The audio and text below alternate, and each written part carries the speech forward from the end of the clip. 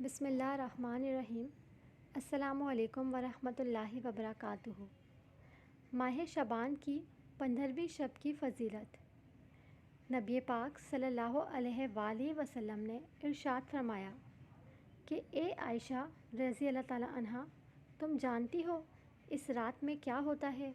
عرض کیا یا رسول اللہ صلی اللہ علیہ وآلہ وسلم، بتلائیے اس میں کیا ہوتا ہے؟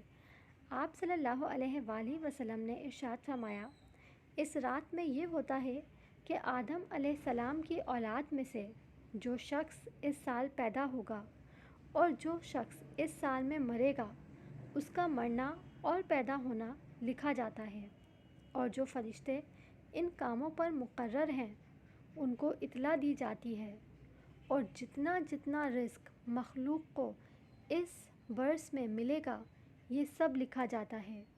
اور اس 15ویں رات اللہ تعالیٰ سورج ڈوبتے ہی اس دنیا کے آسمان پر تشریف لاتے ہیں اور ارشاد فرماتے ہیں کہ کوئی نیک بندہ ایسا ہے جو ہم سے بخشش مانگے تو ہم اس کو بخش دیں، کوئی رزق مانگے تو ہم اس کو رزق دیں، کوئی مصیبت کا مارا دعا کرے تو اس کی مصیبت کو دور کریں۔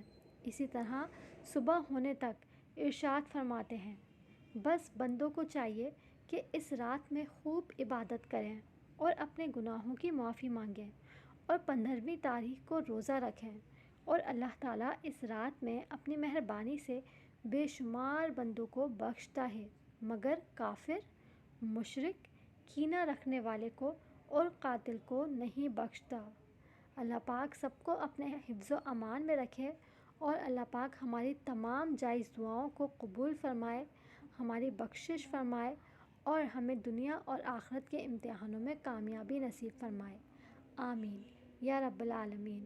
دعاؤں میں یاد رکھیے گا۔